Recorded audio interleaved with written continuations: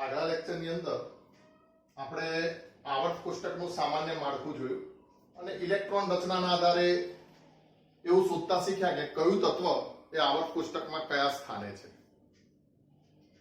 પણ પ્રશ્નોને ઝડપી સોલ્વ કરવા માટે અને અમુક ચોક્કસ પ્રકારના પ્રશ્નોને ઉકેલવા માટે આવર્ત કોષ્ટક આપણને આખું યાદ હોવું જરૂરી છે મિત્રો. તો આજે આપણે આવર્ત કોષ્ટકને યાદ રાખીશું આ લેક્ચરના માધ્યમથી. તો જો આવર્ત કોષ્ટકના જુદા જુદા સમૂહ છે, એ સમૂહમાં કયા કયા તત્વો આવેલા છે એની જાણકારી હોવી ખૂબ જ જરૂરી છે. અને એમાં પણ ખાસ કરીને S વિભાગના તત્વો અને P વિભાગના તત્વો એના સમૂહના તત્વો આપણને યાદ હોવા જરૂરી છે કે જેથી ગુણધર્મો વિશે તમે પછી માહિતી એની મેળવી શકો.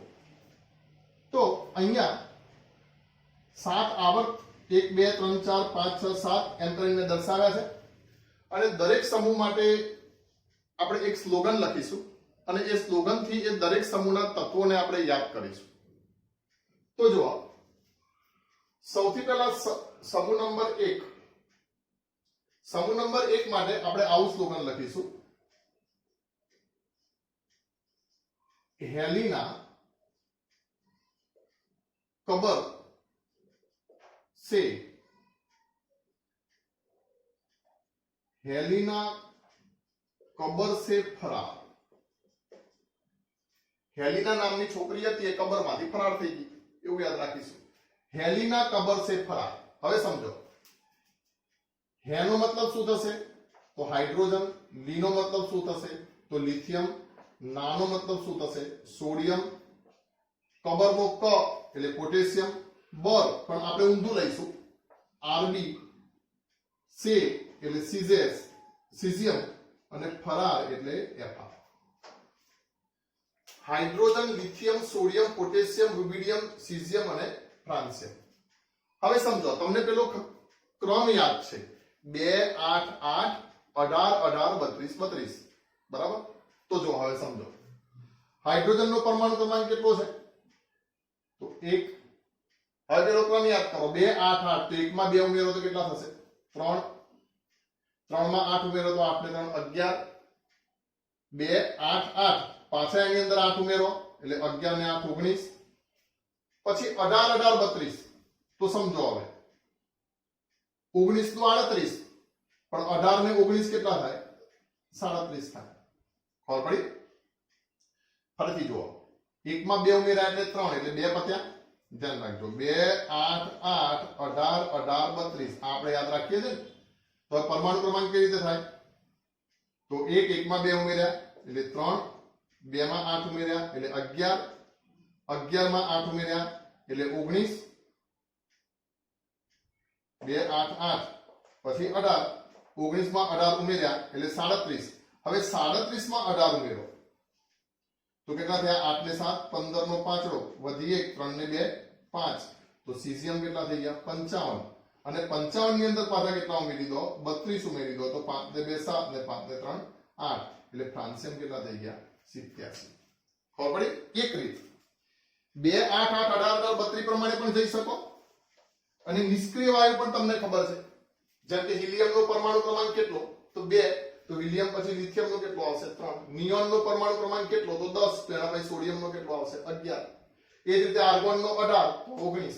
ખબર પડી? તો 18 માં સમૂહમાં તમે ક્રમશઃ નીચે નીચે એક એક ઉમેરતા જાઓ તો પણ ચાલે, અને આવી રીતે 2 8 8 18 32 યાદ રાખશો તો પણ ચાલશે.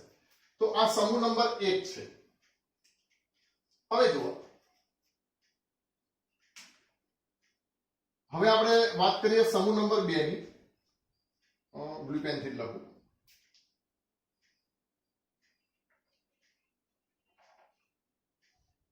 સમૂહ નંબર 2 છે, એના પહેલા આવર્તમાં કોઈ શબ્દ નથી. તમને ખબર છે, પહેલા આવર્તમાં માત્ર 2 જ શબ્દો છે. કયા કયા સમૂહમાં? તો સમૂહ નંબર 1 અને સમૂહ નંબર 18. હા, આવર્ત કોષ્ટકમાં હાઇડ્રોજન આપણે વચ્ચે મૂકીએ છીએ કારણ કે હાઇડ્રોજનનું સ્થાન હજી સુધી ચોક્કસ નક્કી નથી. એ પછીની વાત છે, પણ હમણાં એવું યાદ રાખી લો કે હાઇડ્રોજનને આપણે અહીંયા લઈએ છીએ, બરાબર? પછી એ જ રીતે સમૂહ નંબર 2.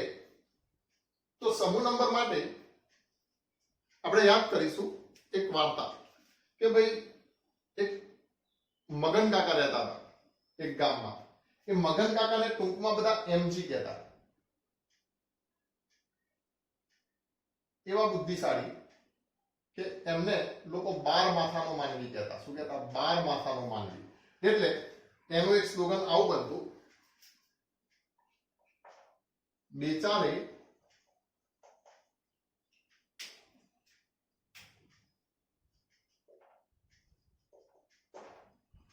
મગન કાકા અથવા તો બેચારે મગન કાકા, જવા દો, બેચારે મગન કે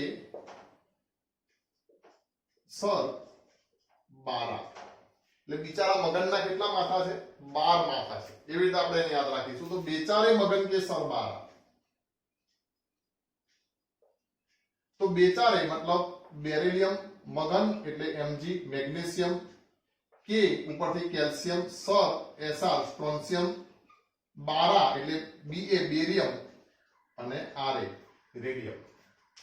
હવે તમને ચિંતા નથી, હવે તો તમને બાજુમાં જ છે ને, એટલે 3 ની જોડે કેટલો પરમાણુ ક્રમાંક થશે? 4 થશે. પછી 11 ની જોડે કેટલો થશે? 12 થશે. 19 પછી 20, 37 પછી 38, 55 પછી 56 અને 87 પછી 88. તો બેચારે મગન કે સર 12. હવે આપણે સીધો ડી વિભાગ કુદાવી દઈશું. સીધા ક્યાં જશું? પી વિભાગમાં. બોલો, પી વિભાગ કયા નંબરના સમૂહથી ચાલુ થાય? Very good. કયા નંબરના સમૂહથી ચાલુ થશે? 13મા સમૂહથી ચાલુ થશે. તો અહીંયા હવે હું લખું છું સમૂહ નંબર 13. તો સમૂહ નંબર 13 નું આ રીતે સ્લોગન છે. સમૂહ નંબર 13 માં પણ પહેલા આવર્તમાં કોઈ સભ્ય હશે નહીં. એટલે અહીંયા કને હું ડેશ કરી નાખું. એના સભ્ય પણ ક્યાંથી ચાલુ થશે? બીજા આવર્તથી ચાલુ થશે. આવર્તમાં આમ જઈએ છે. હવે અહીંથી પાછા આમ જતા રહીએ. તો એનું સ્લોગન બનાવી દઈએ આપણે, બાલ ગણેશ ઇન ટાઇટેનિક. ટાઇટેનિક પિક્ચરમાં કોણ આવી ગયું અચાનક? બાલ ગણેશ આવી ગયા. એટલે આપણે અહીંયા કને આવી રીતે લખીશું, બાલ ગણેશ ઇન ટાઇટેનિક. આ જગ્યા ખાલી રાખીશું.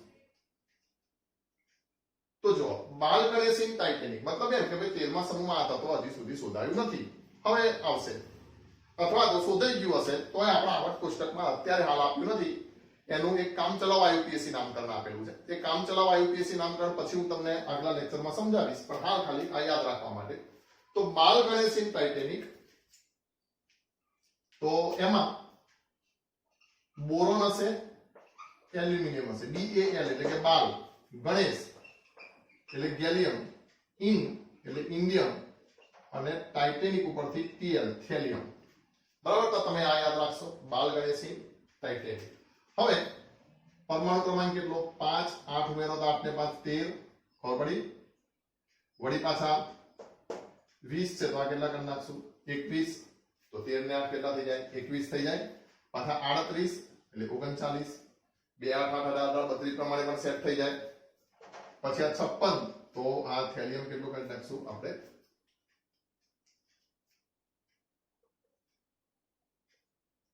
અહીંયા લો છો, કારણ કે અહીંયા સમજજો, આ બેરિયમ 56 તો આ 57 એ સીધો થેલિયમમાં આવશે નહીં.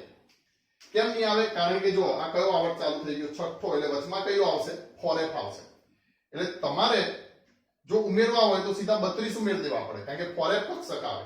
તો જો બે રીતે તમે નક્કી કરી શકો. એક તો 2 8 8 18 18 32 પ્રમાણે નક્કી કરો. ચલો, તો 5 તો છે એટલે 2 ને તો જવા દઈએ. હવે 8 ને 5 કેટલા થઈ ગયા? 13 થઈ ગયા. 13 માં 8 ઉમેરો. 13 માં સીધા 8 નહીં, હવે 13 માં ડાયરેક્ટ 18 ઉમેરી દઈશું આપણે. એટલે 5 ને 3 8.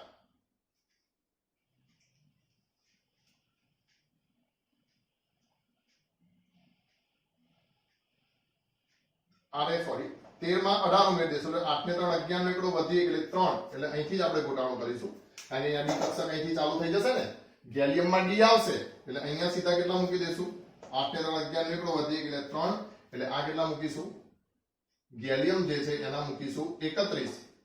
વળી પાછા 31 વત્તા 18 કરીશું તો 8 ને 1 9 અને 3 ને 4 અથવા તો 31 વત્તા કેટલા કરી નાખીએ 32 કરી નાખીએ એટલે 2 ને 3 ને 3 ને 3 6 એટલે અહીંયા 63 હવે ચલો હવે હું માની લો ચલો મૂકીએ વાત હું પૂછવાઈ ગયો કે હવે મારે શું કરવું અહીંયા ચલો હું અત્યારે ભૂલી જ ગયો છું હકીકતમાં ભૂલી ગયો છું કે અહીંયા કને કેવી રીતે કરવું પણ આપણે જોડે બીજો રસ્તો છે યાદ છે સમૂહ 18 સમૂહ 18 તમને આખો ખબર છે સમૂહ નંબર 18 માં પહેલો આવર્ત બીજો આવર્ત ત્રીજો આવર્ત ચોથો આવર્ત પાંચમો આવર્ત છઠ્ઠો આવર્ત ને સાતમો આવર્ત તો હવે સમૂહ નંબર 18 માં પહેલા કોણ છે હિલિયમ છે પછી હનીમૂન તો નિયોન છે પછી આર્ગોન છે તો પછી ક્રિપ્ટોન છે પછી ઝેનોન છે પછી રેડોન છે પછી ઓજી છે હવે હું ક્યાં અટકાઈ ગયો સમજો હું તત્વો તો આમ જ છે પણ હું કોની ઇલેક્ટ્રોન રચનામાં અટકાઈ ગયો તો આ પાંચમા નંબરમાં અટકાઈ ગયો કે સાલું આ ઇન્ડિયમ જે છે આ ઇન્ડિયમનો પરમાણુ ક્રમાંક કેટલો આવતો હશે તો કશું વાંધો નહીં અહીંયા પાંચમા આવર્તમાં ઝેનોન જોઈ લો જેમ કે હિલિયમ 2 આ 10 આ 18 18 36 અને 18 તેરી 54 તો મને ઝેનોન તો યાદ છે ને ઝેનોન કેટલા છે 54 છે તો હવે 18 માંથી કેટલા બાદ કરીએ તો 13 થાય તો 5 બાદ કરીએ તો અહીંથી 54 માંથી પણ આપણે કેટલા બાદ કરી નાખવા પડશે 5 બાદ કરી નાખવા પડશે તો 54 માંથી 4 જાય તો 54 માંથી 4 જાય તો 50 ને આ કેટલા થઈ જશે 49 એટલે હવે ઇન્ડિયમ જે છે એનો પરમાણુ ક્રમાંક હું કેટલો મૂકી દઈશ 49 મૂકી દઈશ અને તમે આવી રીતે જોઈ લો બંને રીતે ચેક થઈ ગયું મારે હું ભૂલી ગયો તો પરમાણુ ક્રમાંક કેટલો છે પણ આપણે ભૂખવાનું તો છે જ નહીં ને તેથી આ રીતે પણ હવે તમે અહીંયા કને 18 ઉમેર દો તો 8 ને 9 ને 3 ને 4 અહીંથી પણ 18 ઉમેરો તો પણ 50 થઈ ગયા અને ભૂલી ગયા હોઈએ તો અહીંથી પણ તમે રસ્તો સેટ કરી શકો બરાબર જો હું કોઈ વિડિયો છે ને એક વખત બનાવી વાંચીને બનાવવાનું પછી સુધારવાનું પછી એડિટિંગ કરવાનું એવું નથી કરતો લાઈવ જ બનાવવાનું કોઈક વખત ભૂલ થઈ જાય તો એવું નહીં કટ કરી નાખો ભૂલ થઈ ગઈ છોકરાઓ ઉપર કેવી ઇમ્પ્રેશન પડશે ફરીથી સુધાર નાખો એવું નહીં બાકી જનરલી શિક્ષક અને છોકરાઓ વચ્ચે સાયન્સ ફિલ્ડમાં શિક્ષકો અને છોકરાઓ વચ્ચે 1 કલાકનો જ ફરક હોય છે છોકરાઓને જે ભણાવવાનું હોય ને એની તૈયારી શિક્ષક 1 કલાક પહેલા ગોખી નાખે ને પછી ક્લાસમાં જતા હોય છે પણ અહીં એવું નથી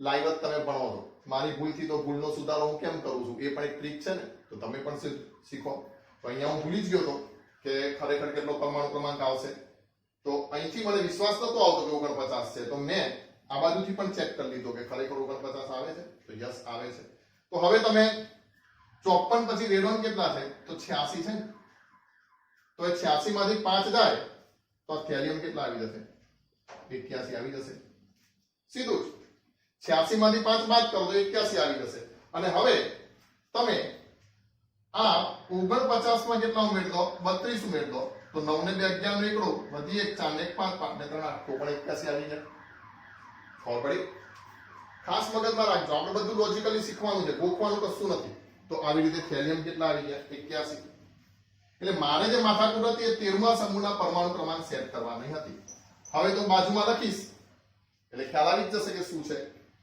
તો સમૂહ નંબર 13 હવે સમૂહ નંબર 14 જેમાં પણ પહેલા કોઈ તત્વ હશે નહીં પણ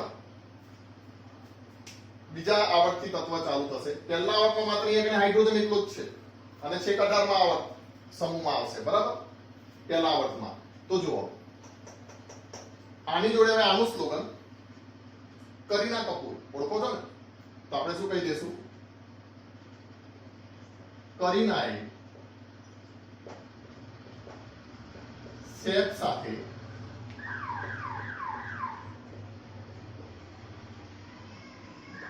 જર્મનીમાં ટીન પીધું આમ તો ટીન પીને ફ્લર્ટ કર્યું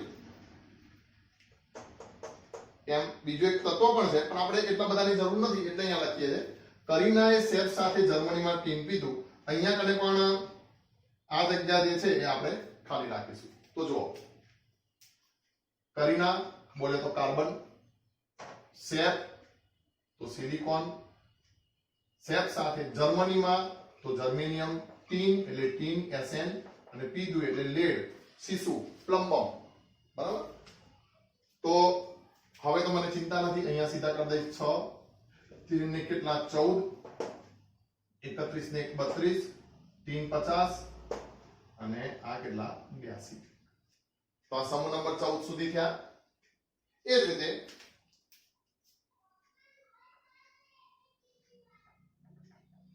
સમૂહ નંબર 15. તો સમૂહ નંબર 15 નું સ્લોગન આ રીતે છે કે નાના પાટેકર હતો ને એ ઐશ્વર્યા રાયને હેરાન કરતો હતો કાયમ. તો ઐશ્વર્યા રાય અને સલમાન ખાનની બીક બતાડતી. એટલે આપણું સ્લોગન બનશે નાના પાટેકરને એસ સલ્લુથી બીવડાવે છે. તો અહીંયા શું કહી દેશું? નાના પાટેકરને એસ કાળા પેનથી લખું ને એટલે જરાક યુનિફોર્માલિટી જળવાઈ રહે. કાળા પેનથી લખું.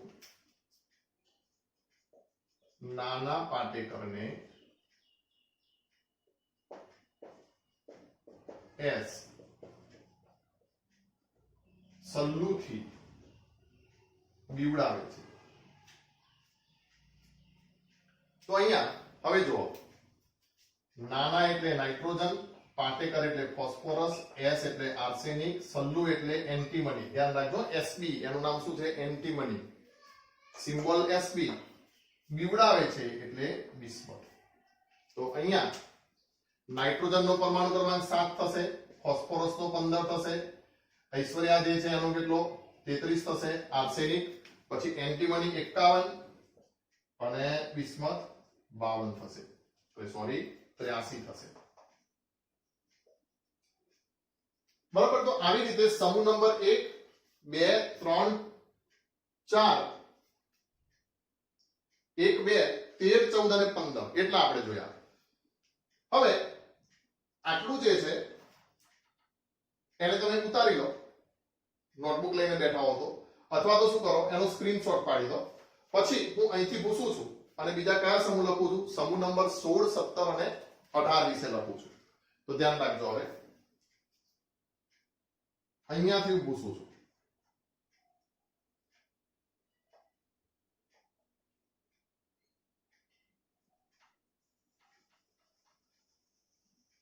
તો અહીંયા હવે હું કરીશ સમૂહ નંબર 16 17 અને 18. ચલો 3 ભૂસી જ નાખું છું. બરાબર. તમે ખાસ લખી દેજો.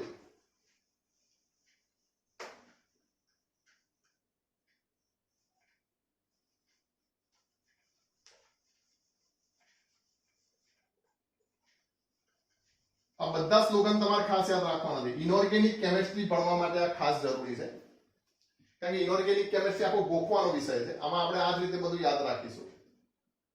આપણે 11મા ધોરણમાં ત્રીજું ચેપ્ટર, એના પછી એક હાઇડ્રોજન ચેપ્ટર છે, પછી એસ વિભાગના તત્વો, પી વિભાગના તત્વો, પી વિભાગના તત્વો પાર્ટ 2 ધોરણ 12 માં આવશે, અને ડી અને એફ વિભાગના તત્વો એ ધોરણ 12 માં આવશે. એટલે ક્રમશઃ આખા આવર્ત કોષ્ટક ઉપરથી બધા ચેપ્ટર આવશે. એટલે આ કુલ ટોટલ 4 થી 5 ચેપ્ટર્સ છે, જે તમને કમ્પ્લીટ એના માટે આવર્ત કોષ્ટક યાદ હોવું જરૂરી છે. તો તમે લોજિકલી બધા પ્રશ્નોના જવાબ આપી શકશો અને બધી જ પ્રકારની પરીક્ષામાં તમે સારા એવા માર્ક મેળવી શકશો. તો હવે જુઓ, સમૂહ નંબર કયો કરી નાખું? 15 હતો ને, 15 પછી કયો કરી નાખું? 16. અહીંયા કરી નાખું 17 અને અહીંયા કરી નાખું 18. તો સમૂહ નંબર 16 એમાં પણ પહેલા આવર્તમાં કશું હશે નહીં. બીજા આવર્તથી આપણે ચાલુ કરીએ. તો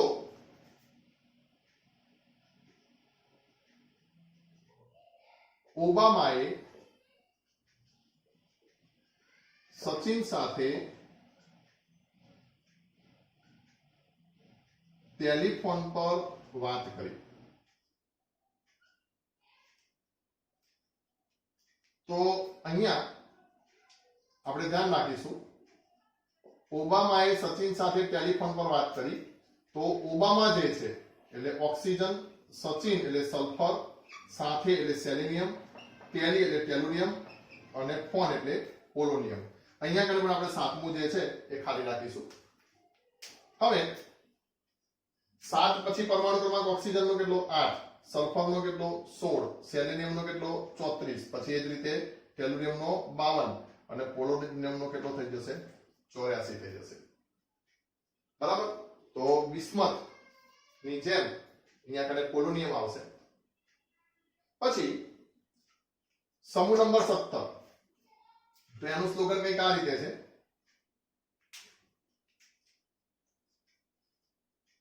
હૈયે કાલે બારીમાંથી અદ્ધર એન્ટેના લગાવ્યું. હૈયે કાલે બારીમાંથી અદ્ધર એન્ટેના લગાવ્યું. તો ફરી બોલે તો ફ્લોરિન, કાલે એટલે ક્લોરિન, બારીમાંથી એટલે બ્રોમિન, અદ્ધર એટલે આયોડિન અને એન્ટેના એટલે એસ્ટેટિન. ધ્યાન રાખજો ખાસ. સ્વાભાવિક છે આ કેટલા કરી દઈશું? 9, 17, બ્રોમિન 35, આયોડિન 53 અને એસ્ટેટિન 85.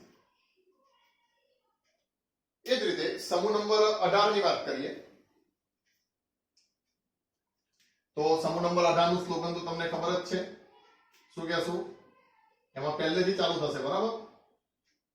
તો હની મૂન આગ્રામાં કરવું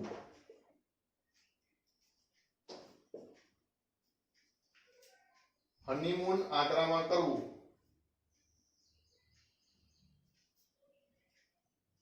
પહેલું, બીજું, ત્રીજું, ચોથું, પાંચમું, છઠ્ઠું,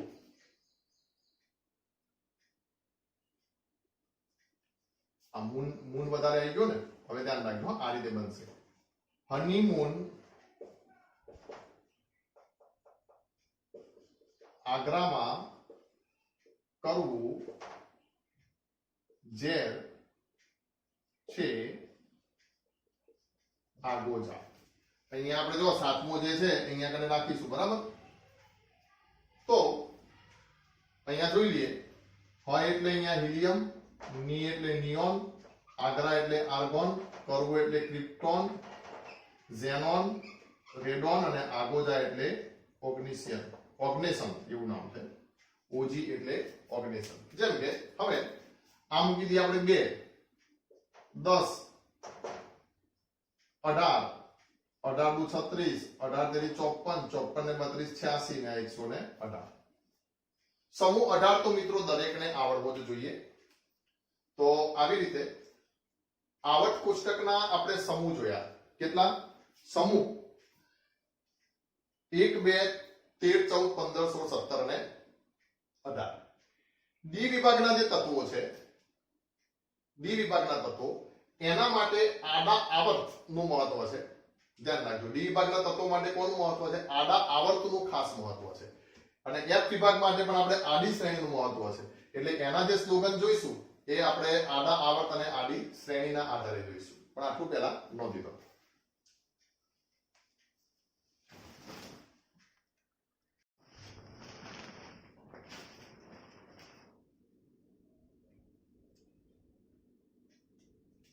જો એસ વિભાગ અને પી વિભાગ એની અંદર આમ ઊભા સમૂહનું મહત્વ છે, જ્યારે ડી વિભાગ અને એફ વિભાગમાં આડી લાઈન યાદ રાખવાનું મહત્વ છે.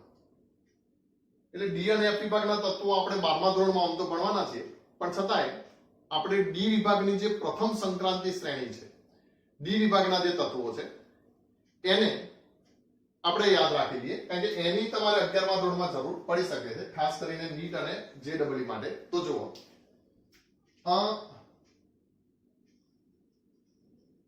આવર્ત નંબર 4 માં પ્રથમ સંક્રાંતિ શ્રેણી એવું કહેવાય એને. 3D ડી વિભાગના જે તત્વો છે મિત્રો એને સંક્રાંતિ તત્વો કહે છે.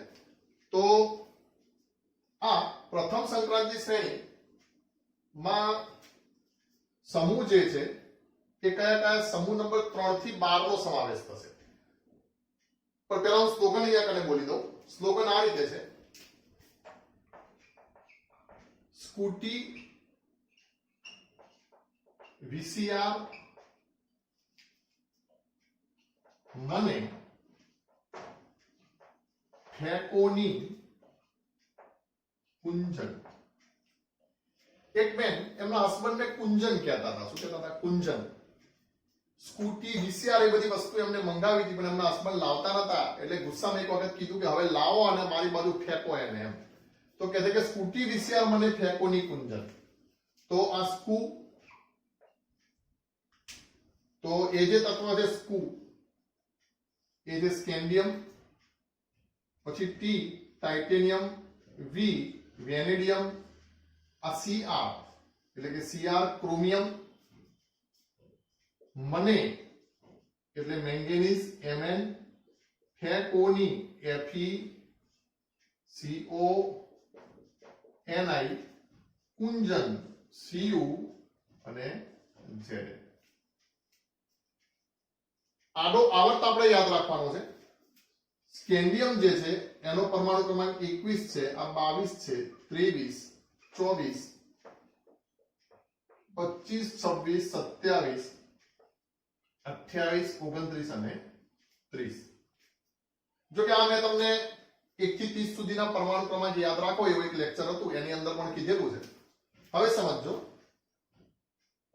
આવર્ત નંબર 4 અને સમૂહ નંબર કયા કયા? તો 1, 2, સોરી 3 થી 12 એટલે 3, 4, 5, 6, 7, 8, 9, 10, 11 અને 12. તો આવી રીતે 11મા ધોરણ પૂરતું તમે આટલું યાદ રાખજો.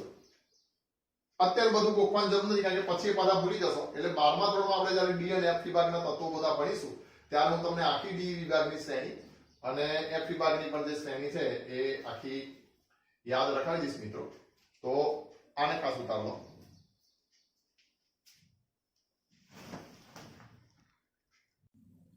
જો હવે આપણે આવર્ત કોષ્ટકને બુકના પાનાથી સમજી લઈએ.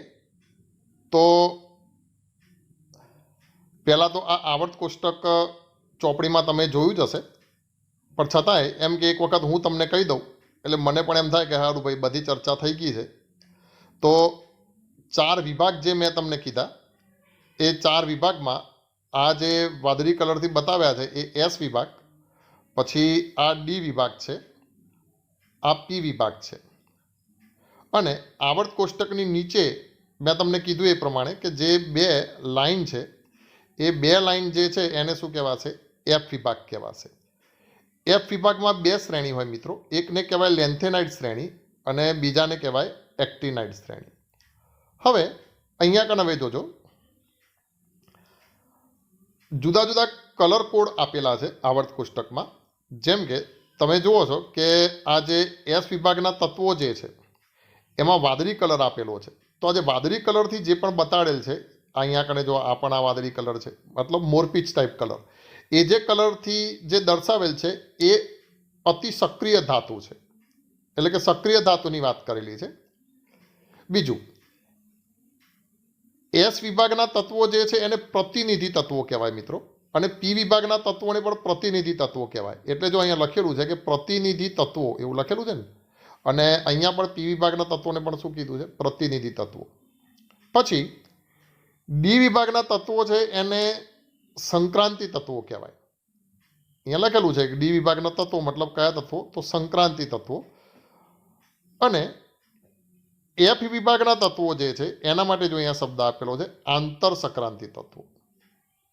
તો આ શબ્દ સમજો. પ્રતિનિધિ તત્વો મતલબ સામાન્ય પદાર્થના ગુણધર્મોનું પ્રતિનિધિત્વ આ તત્વો કરતા હોય.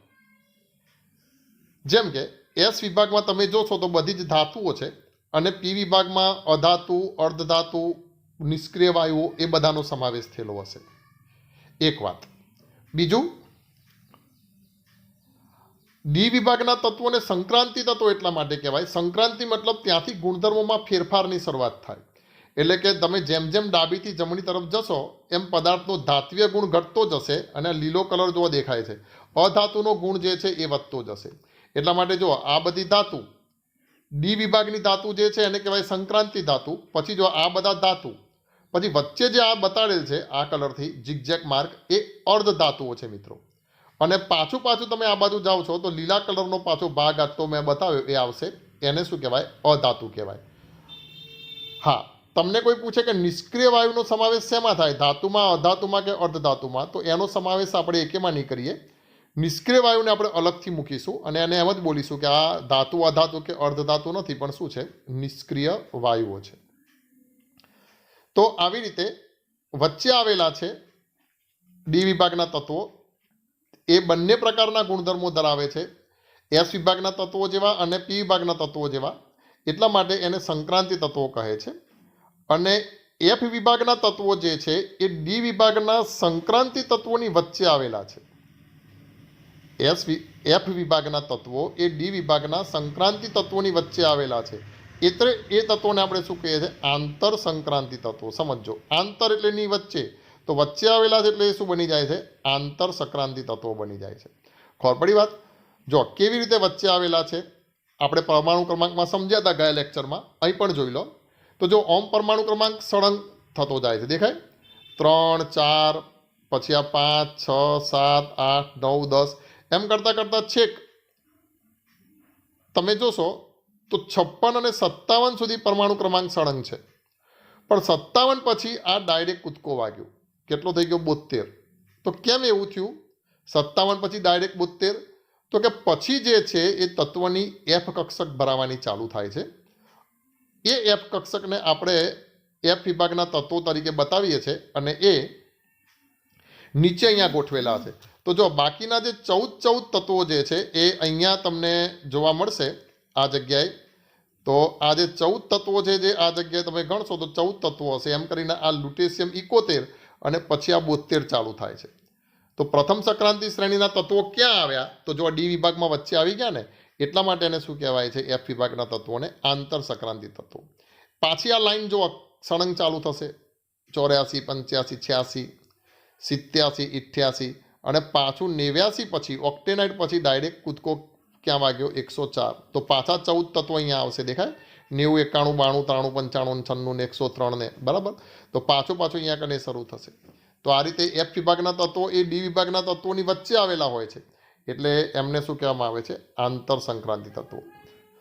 આવર્ત કોષ્ટકમાં અર્ધધાતુ ગુણધર્મો ધરાવતા તત્વો કયા કયા?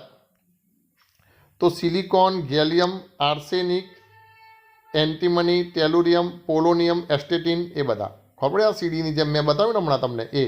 હા, બોરોનને પણ એમસીક્યુમાં જો આ સિવાય બીજા કોઈ હોય નહીં તો બોરોનને પણ અર્ધધાતુ આપણે ગણી શકીએ છીએ, કારણ કે એનામાં અર્ધધાતુના ગુણધર્મો જે છે એ જોવા મળે છે, એટલા માટે. તો આવી રીતે આવર્ત કોષ્ટકનું માળખું છે. આ હાઇડ્રોજનને હાલ પૂરતું આપણે ક્યાં મૂક્યું છે? વચ્ચે મૂક્યું છે, જે આપણે હાઇડ્રોજનવાળા પાઠમાં એના કારણો ભણીશું. તો આ આવર્ત કોષ્ટક જોયું અને તમે હવે આ બધા આવર્ત કોષ્ટક મસ્ત રીતે યાદ રાખી લેશો. કયું તત્વ ક્યાં છે એ તમને બધી ખબર પડી જવી જોઈએ. એ ખબર પડશે તો જ તમે ગુણધર્મોમાં આવર્તિતાવાળો જે ટોપિક છે એને સમજી શકશો. ઓકે, તો આજના વિડીયોમાં આટલું. મળીએ પછી નવા વિડીયો સાથે કાલે.